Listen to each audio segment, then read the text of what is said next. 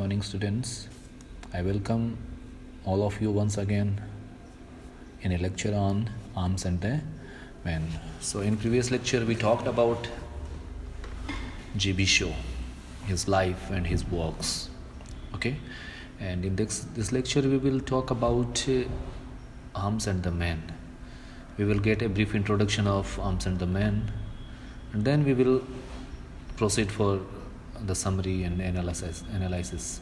Okay, so Arms and the Man is a comedy. Okay, so what is a comedy? What is a comedy? A comedy is a work generally intended to be humorous or amusing by inducing laughter. मतलब comedy है वो, उसका intention ये होता है कि लोगों में अम्यूज़मेंट पैदा किया जाए, humor पैदा किया जाए, ठीक है, या फिर लाफ्टर पैदा किया जाए. Specially a play which has a happy ending. और इसका डेफिनेशन हम इस तरह से भी दे सकते हैं कि एक ट्रेजेडी होता है, दूसरा कॉमेडी होता है. तो ट्रेजेडी जो होता है उसका जो अंत होता है वो दुखांत होता है, मतलब दुख भरा हुआ होता है. दुखांत नाटक जो होता है उसको ट्रेजेडी कहा जाता है. और नाटक की बात करें या फिर प्ले के क्षेत्र में बात करें तो we see that a comedy play is which has a happy ending, जिसका एंडिंग कैसी होती है, हैप्पी एंडिंग होता है. तो ये हमारा जो प्ले है वो एक सेटायर भी है, and along with it we can call it a satire or we can call it a comedy also. Okay, so Arms and the Man is a comedy and it's a satire on whatever. जो आगे हैं कि satire किस पे है वो हम आगे वाले में आगे बात करेंगे. Okay, so its title comes from the opening lines या फिर ओपनिंग वर्ड्स ऑफ वर्जिल्स एनीड. वर्जिल के द्वारा एक एनीड नाम से एक वर्क लिखा गया है, एनीड, ठीक है, किसके द्वारा, वर्जिल के द्वारा. एंड उसकी जो बिगिनिंग लाइन है उसका ट्रांसलेशन क्या है. ये जो वर्क है वो बेसिकली लैटिन में लिखा गया है, लेकिन हम यहाँ बात करते हैं कि इसका जो ट्रांसलेशन है उसकी जो शुरुआती लाइन है वो क्या कहती हैं, of arms and the man I sing. मैं क्या करता हूँ, I sing of arms and the man. So irony, मतलब सेटायर के रूप में, आयरनी के रूप में उन्होंने क्या किया है, इसको मॉक करने के लिए. उसका इंटेंशन ऐसा नहीं है कि वो वर्जिल एनीड के जो वर्क है, मतलब यहाँ क्या किया गया है कि वर्जिल के जो एनीड है उसमें जो हीरोइज्म है, जो बहादुरी है, उसको क्या किया है, ग्लोरीफाई किया गया है. लेकिन उसके विरुद्ध में जाकर जो अपने शो हैं, G.B. शो है, उसने हीरोइज्म को क्या किया है, मोक किया है. तो उन्होंने एज ए सेटायर और एज ए आयरनी उसने क्या किया है, इसको उल्टा लेके, और ये टाइटल उन्होंने अपने प्ले का दिया है जिसका नाम है arms and the man. Okay, so this play was first performed on 21 April 1894. Okay, 1894 में पहली बार एवेन्यू थिएटर में ये क्या किया गया था, प्रस्तुत किया गया था. और it was a great success and economically it got show a great success. And first time it was published in 1894 after 4 years of performance. Okay, और ये एक कलेक्शन था शोज के प्लेज का जिसका नाम था plays pleasant. Okay, Shaw's plays pleasant. जो शो के कुछ प्लेज थे उनमें जो उसमें इसके सिवाय और भी शामिल थे जिनका नाम था Candida, and then there was You Never Can Tell and The Man of Destiny. And along with these our respected play The Arms and the Man was also there in this collection of volume of the collection volume. Okay, and so here now we can talk about the intention of the play and the intention of G.B. Shaw in this play.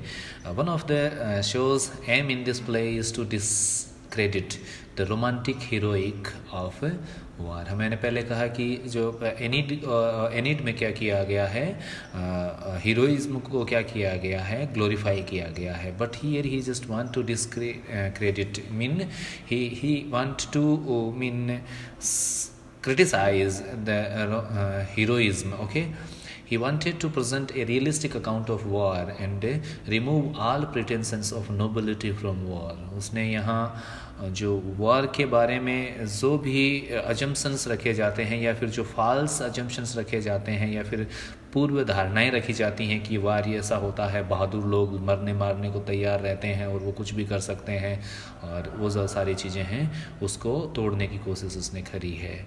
It is not however anti war play, ये वो anti war play नहीं है, बजाय इसके it is a satire on those attitudes which would glorify war. लेकिन वो उन अवधारणाओं और उन एटीट्यूड्स के अगेंस्ट बात करता है जो क्या करते हैं, वार को ग्लोरीफाई करने की कोशिश करते हैं. Create this satire, so choose as his title the opening line of Virgil's Aeneid. और मैंने कहा कि उसने क्या किया है कि he choose as title the opening lines of Virgil's Aeneid, the Roman epic which glorify war and the heroic feats of men in war, and which begins of arms and the man I sing. Okay, so here and then here we are going to know about the characters of the play. Okay, यहाँ play के characters को जानना बहुत आवश्यक है, क्योंकि यदि हम जब बात करेंगे तो इनके बारे में तो हम कंफ्यूज हो जाएंगे. इसलिए first of all we need to know about the characters कि कौन क्या है और कौन किसका रिलेटिव, कौन क्या कैसे है, वो सारी चीज़ें हम इसमें जानेंगे. तो first of them is captain Bluntschli. He is a professional soldier from Switzerland. ये स्विट्ज़रलैंड का रहने वाला है. वो is serving in the Serbian army. He is 34 year old. ये 34 साल का है.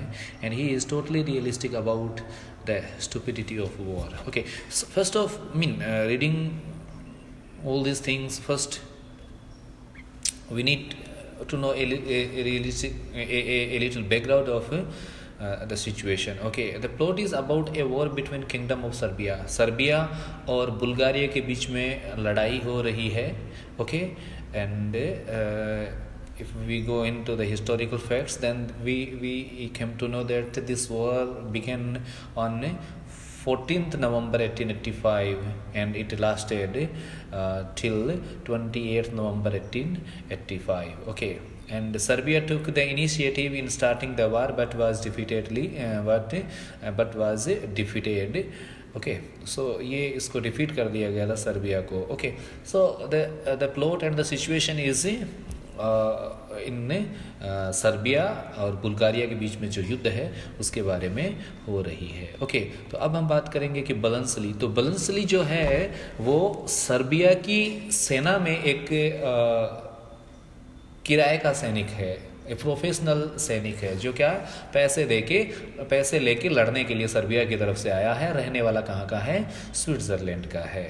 ही is 34 year old and he is totally realistic about the reality of war. Then there is Rena Petkov, the romantic idealistic of 23.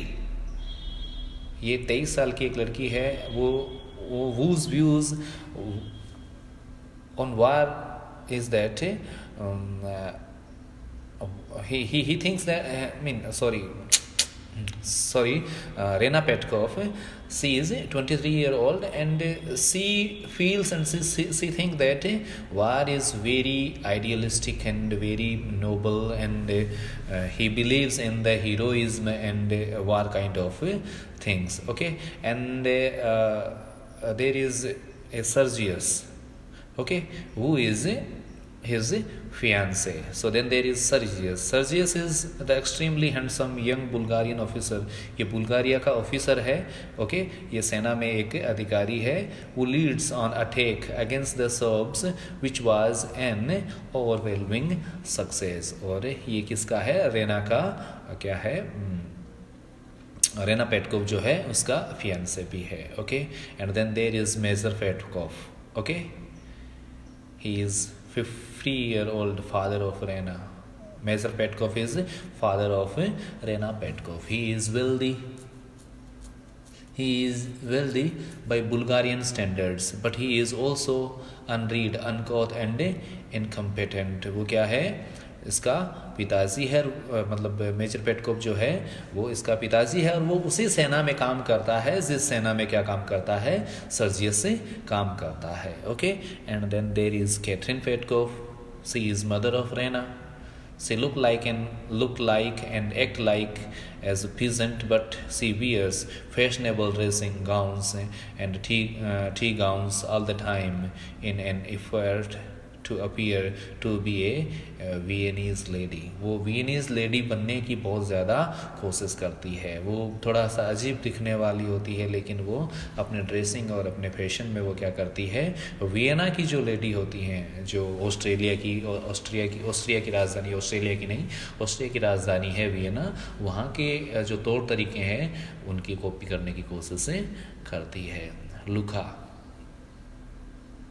लूका नाम की एक लड़की है, that is Petkoff's female servant. Okay, जो कि क्या है, पेटकोव जो परिवार है, पेटकोव परिवार है, उसमें एक महिला सेविका है. She is young and physically attractive. She is beautiful and physically attractive and she uses her appearance for ambitious preferment. Okay, और वो अपनी जो अपीयरेंस है उसकी वो क्या करती है, उसका पूरा फ़ायदा उठाने की कोशिश करती है. And then there is Nicola, a realistic middle-aged servant who is very practical about his life and about his achievement and about his thoughts. Okay, so this was a little background of the play, and here we talked about the important characters of the play. Okay, in the following session we will discuss brief summary act by act. Okay, हाँ, act से act करके means में total मिला के 3 act हैं, तो तीनों act की जो समरी है उसकी हम बात करेंगे. Okay, so for today it is enough, I think. So thank you very much and see you in following lecture. Good bye.